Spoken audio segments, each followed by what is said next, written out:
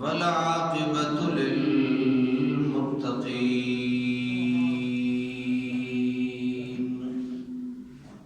الصلاة والسلام على سيد الرسل وخاتم الأنبياء والمرسلين.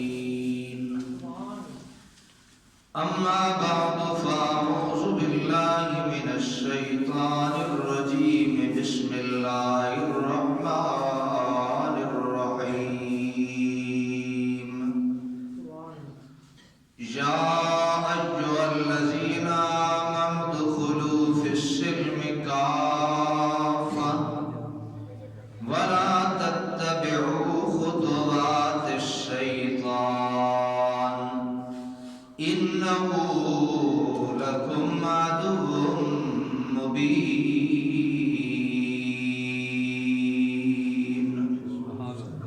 آمنت بالله صدق الله مولانا العظيم وبلغنا رسوله النبي الكريم الأمين ونحن على ذلك لمن الشاهدين والشاكرين والحمد لله رب العالمين. إن الله وملائكته يصلون على النبي يا أيها الذين آمنوا صلوا عليه وسلموا تسليما. اللهم صل على سيدنا ومولانا محمد وعلى آل سيدنا ومولانا محمد وبارك وسلم وصل عليه. الصلاة والسلام عليك يا سيدي يا رسول الله وعلى آلك وأصحابك يا حبيب الله.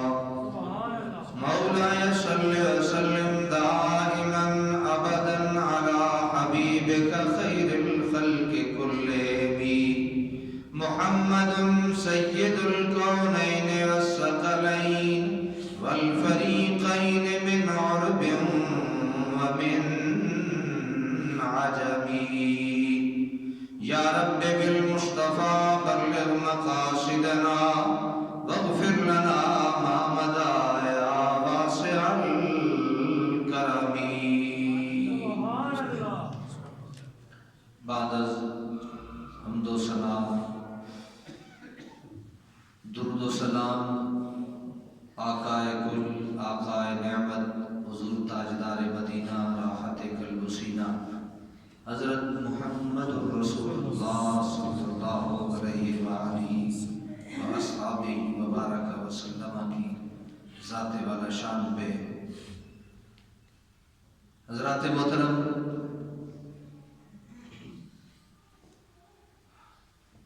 آج ہم چند گزارشات حسن معاشرت اور معاملات کی درستگی پر آپ کی خدمت میں پیش کریں گے. اللہ تعالیٰ نے قرآن مجید فرقان حمید کی آیت مقدسہ میں ارشاد فرمایا، اور یہ ارشاد اللہ نے ایمان والوں کو فرمایا. ارشاد فرمایا یا ایھا الذین آمنو، اے ایمان والو، ادخلوا فی السلم کافہ، اسلام میں پورے داخل ہو جاؤ. ولا تتبعوا خطوات الشیطان، اور شیطان کے قدموں پر نہ چلو. انہ لکم عدو مبین، یہ شیطان تمہارا کھلا دشمن ہے. اس آیت کے تحت میں پہلے بھی متفرق طور پر 3-4 جمعوں کے خطبات میں عرض کر چکا ہوں، لیکن آج اس کی الگ سے چند گزارشات عرض کرنا ضروری سمجھتا ہوں. حضرات محترم، اسلام چند رسومات کا نام نہیں، اسلام صرف عبادات کا نام بھی نہیں کہ کوئی بندہ نماز پڑھ لے اور وہ کہے کہ میں مسلمان ہو گیا اور میں جناب پورا مسلمان ہوں۔ اسلام جو ہے یہ ایک مکمل ضابطۂ حیات ہے۔ اسلام ایک مکمل نظام زندگی ہے۔ یہ صرف نماز تک، روزے تک محدود نہیں، بلکہ اسلام انسان کی معاشرت، اسلام اقتصادیت پر، اسلام اخلاقیات کو اور اسلام معاملات کو مکمل طور پر زیر بحث اور ان پہ عمل کرنے کا نام ہے۔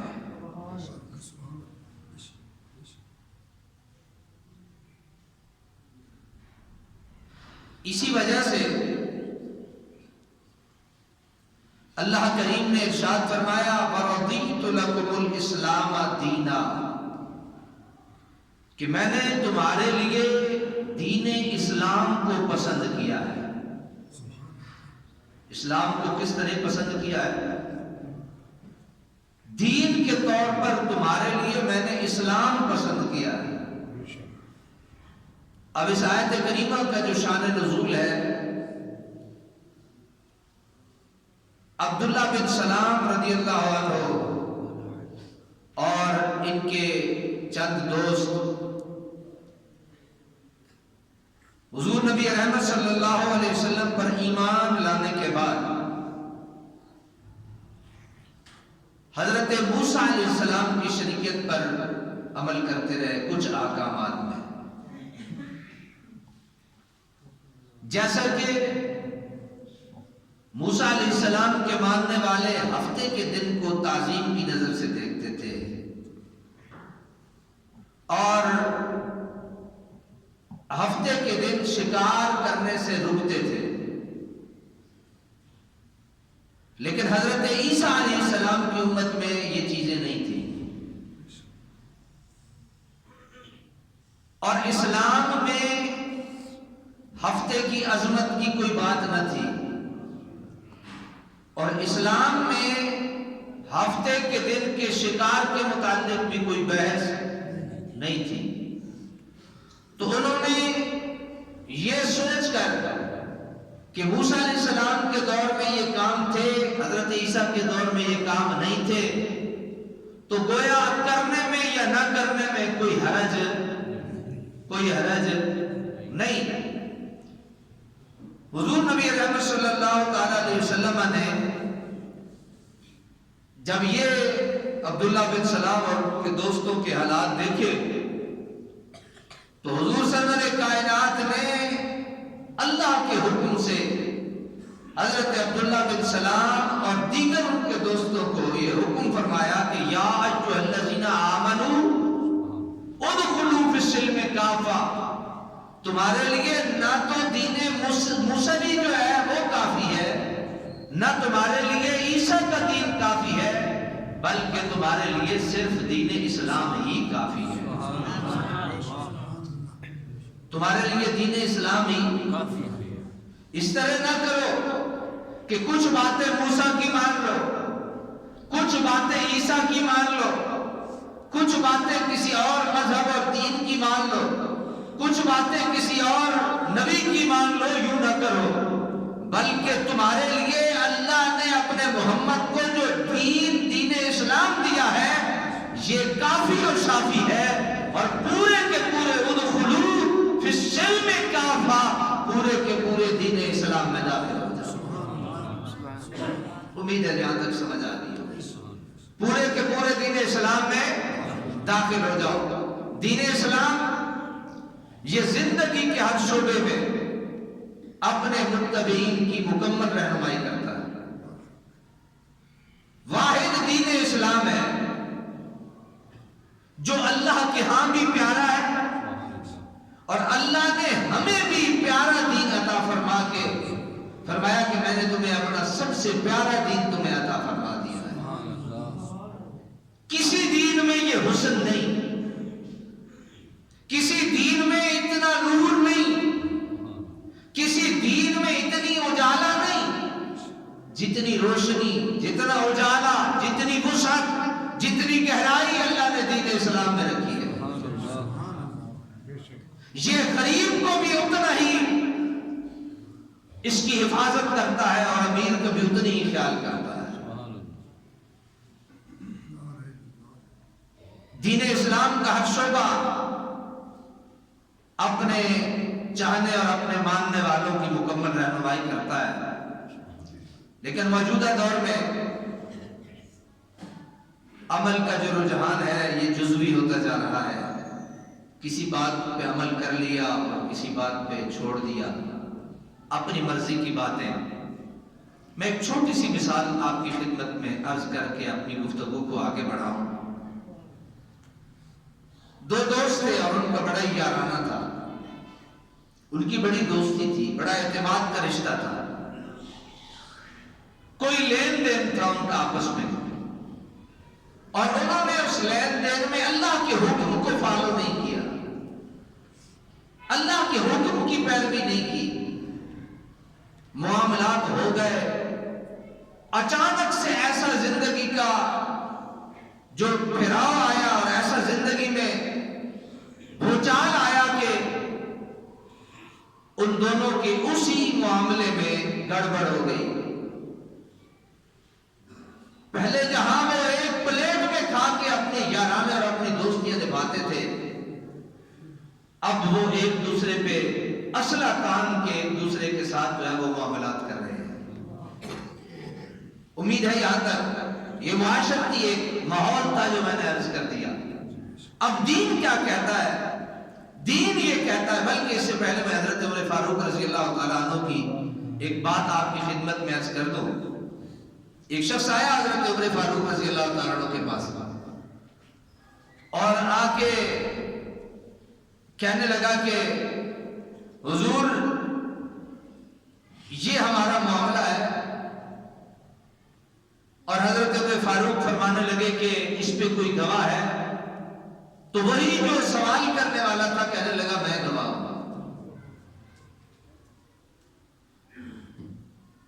معاملات میں دو بندوں کا معاملہ تھا, گواہی بھی وہی بن گئی اور سوال بھی وہی کرنے لگا اور گواہی دینے لگا کہ میں گواہ ہوں جناب. اس کو سادہ سا یوں سمجھیے کہ دو بندوں کا معاملہ میرے پاس آئے اور میں ان سے یوں سوال کروں کہ جناب یہ جو بندہ آیا ہے کیا آپ اس کی گواہی دیتے ہیں؟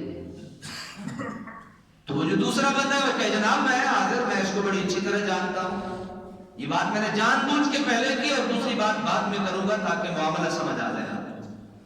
کہا جی میں بڑا جناب اچھی طرح جانتا ہوں. تو کہا کیسے جانتے ہو؟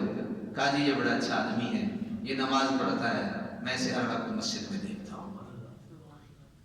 یہ مسجدوں میں جو بیٹھے رہتے ہیں ذرا توجہ سے سننا, میں جناب اسے مسجد میں دیکھتا ہوں اور یہ ہر وقت مسجد میں ہوتا ہے. تو حضرت عمر فاروق رضی اللہ تعالیٰ عنہ نے دو سوال کیے اس سے, اس کے باوجود کہ اس شخص نے کہا جناب یہ ہر وقت مسجد میں رہتا ہے, نماز روزہ جناب یہ دیکھیں نا اس کا محراب بھی بن گیا ہے, ہر وقت بڑی نمازیں پڑھتا ہے. حضرت عمر فاروق رضی اللہ تعالیٰ عنہ نے فرمایا کہ حل تعاملت معه وهل سافرت معه, اے یہ کہنے والے کہ میں اس کی طرف سے گواہ ہوں, کیا تو نے اسے کوئی معاملہ کیا ہے یا اس کے ساتھ تو نے کوئی سفر کیا ہے؟ تو وہ شخص جواب دینے لگا حضور نہ تو میں نے اسے کوئی معاملہ کیا ہے نہ میں نے اسے کوئی سفر کیا ہے اس کے ساتھ. تو حضرت عمر فاروق رضی اللہ تعالیٰ عنہ فرمانے لگے پھر تو گواہی کیسے دے رہا ہے؟ ذرا توجہ چاہوں گا, ذرا سی توجہ چاہوں گا. گواہ نے یہ کہا کہ میں نے اسے دیکھا ہے, یہ مسجد میں ہوتا ہے, نماز پڑھتا ہے, یہ بڑے ہی اللہ اللہ کرتا, تسبیح اس کے ہاتھ سے گرتی نہیں, آپ نے فرمایا حد عامت تو نے اس کے ساتھ کوئی معاملہ لین دین کوئی ادھار قرض تو نے کیا ہے یا وان سافرت معه یا تو نے اس کے ساتھ کوئی سفر کیا ہے؟ تو کہا اللہ نہ میں نے معاملہ کیا نہ میں نے سفر کیا. فرمایا پھر تو کیسے کہتا ہے اور تو کیسے گواہی دیتا ہے کہ یہ بندہ بالکل ٹھیک ہے؟ تو گویا گواہی کا معیار نمازیں نہیں، گواہی کا معیار معاملات ہیں. سبحان اللہ. کوئی سمجھ آ گئی بے سکیو؟ اب آگے سنیے اور ایک اور بات بھی ذہن میں رکھیے. پورے قرآن مجید میں جہاں اللہ کے حکموں کی بات ہے نا وہاں ایک دو لفظوں میں بات ختم، ایک سطر میں بات ختم، ایک سطر سے بھی آدھی سطر میں بات ختم. مثلا اقیم الصلاۃ نماز پڑھو بات ختم، آتو زکات زکات دو بات ختم، روزہ رکھو مختصر سی کہنے کے بعد کتب علیکم الصیام بات ختم، حج واتم الحج بات ختم. یہ عبادات کی بات ہے، ایک جملہ بولا بات ختم. لیکن عبادات کے ساتھ معاملات کو اگر جوڑ کے نہ دیکھا جائے تو دین اسلام کی عمارت دھڑام سے نیچے جا گرتی ہے. کیونکہ دین اسلام صرف عبادت کا نام نہیں، صرف تسبیح پہ اللہ اللہ کرنے کا نام نہیں. یہ میں نے جان بوجھ کے تاکہ ہمارے معاشرے میں جو پیدا ہونے والی بیماری ہے اس کا علاج کیا جائے. ایک بندہ اٹھ کے آتا ہے میں بڑا ہی نمازی ہے، جناب تو نمازی ہے منے تو نمازی ہے کیا تیرے لین دین اور تیرا جناب معاشرے کے اندر اٹھن بیٹھن بھی والا ہے یا نہیں؟ صرف نماز پڑھنے کا نام دین اسلام نہیں ہے، یہ مت بھولے رہنا اس بات میں. نماز پڑھ لی جناب اللہ سے ٹھیک بڑا احسان چاٹ چھوڑے جناب ایسی نماز پڑھ لی. سنیں میں نے کہا دین کے عبادات کی جہاں تک بات ہے ایک جملے میں بات ختم. اقیم الصلاۃ آتوا الزکاۃ اتموا الحج کتب علیکم الصیام، چار باتیں ہو گئی، چاروں ختم ہو گئی. لیکن معاملات کی جب بات آتی ہے میں ایک دو باتیں آپ کے گوش گزار کرنا ضروری سمجھتا ہوں. اللہ تعالیٰ نے ارشاد فرمایا، وہ میں نے آپ کو وہ شروع میں ایک ہلکی سی معاشرتی ایک مثال دے کے کہ جناب دو بندوں کا معاملہ ہو، بڑے ہی ان میں پیار اور محبت ہو، وہ کہے کوئی نہیں یار لکھن کی کیڑی لوڑ ہے، وہ تیری ساڑی لکھن دی گل ہے. وہ سمجھ گئے ہو بھائی یہ نہیں سمجھے ہو؟ کوئی دو بندے ہو، دو دوست ہو، ان کا بڑا پیار ہو، کوئی لین دین کا معاملہ ہو، اللہ کہتا ہے لکھو. سبحان اللہ. اللہ کہتا ہے لکھو، تم کہتے ہو تو لکھن دی لوڑ ہے، کیڑی ضرورت ہے جناب لکھن دی؟ تے جناب پھر بعد جڑا حشر ہوتا ہے نا اللہ دے حکماں دی خلاف ورزی کرنے دا، او پھر تانوں تو مینوں بہتر پتہ ہے. میں ایسے کئی لوگوں کو جانتا ہوں جو صبح کے ناشتے پہ انتظار کیا کرتے تھے فلاں آئے گا تو ناشتہ کریں گے. ایک تو ظالم نے مینوں بھی بٹھا کے ایک دن مار دیتا، بولا کہ جی فلانا آج ہی تے ناشتہ کر سکتا. میں کہا ٹھیک ہے، لیکن ہم نے اپنی گناہگار آنکھوں سے دیکھا، پھر ایک دوسرے پہ بندوقیں تانتے اور اسلحہ تانتے ہوئے بھی ایک دوسرے کو میں نے دیکھا. تو اب سنیے اللہ کا جو عبادات کا حکم ہے چند لفظوں پہ ختم بات، لیکن جہاں معاملات کی بات آتی ہے عبادات معاملات، عبادات اللہ کا حق، معاملات بندوں کا حق. اللہ کہتا ہے میں اپنا حق معاف کر دوں گا، لیکن جہاں بندے کے حق کی بات آئے گی جب تک وہ معاف نہیں کرے گا میں معاف نہیں کروں گا. کیا ارشاد فرمایا سنیے. ایک تو تھوڑا ٹائم ہی جلدی مک جاتا ہے میں کی کر یا ایھا الذین آمنو، معاملات عبادات کی بات میں نے کر دی چاروں کہ ایک ایک جملے میں ایک ایک لفظ میں دو دو لفظوں میں بات ختم ہوتی گئی. لیکن اب سنیے معاملات. یا ایھا الذین آمنو اذا تداینتم بدین الی اجل مسمى فاکتبوه وليكتب بینکم کاتب بالعدل ولا یأبى کاتب ان یکتب کما علمہ اللہ فلیکتب. سبحان اللہ. یہ بھی قرآن ہے جی، یہ بھی قرآن ہے. ذرا تھوڑی جی سبحان اللہ. یہ بھی قرآن ہے. اللہ کیا کہتا ہے یا ایھا الذین آمنو، اے ایمان والو، اذا تداینتم بدین الی اجل مسمى، کہ جب تم ایک دوسرے پہ کوئی معاملات کرو مقرر مدت تک تمہارا ہر معاملے میں ایک دن ہوتا ہے، میں 2 سال بعد 3 سال بعد آپ کو پیسے لوٹا دوں گا، میں ہفتے بعد لوٹا دوں گا.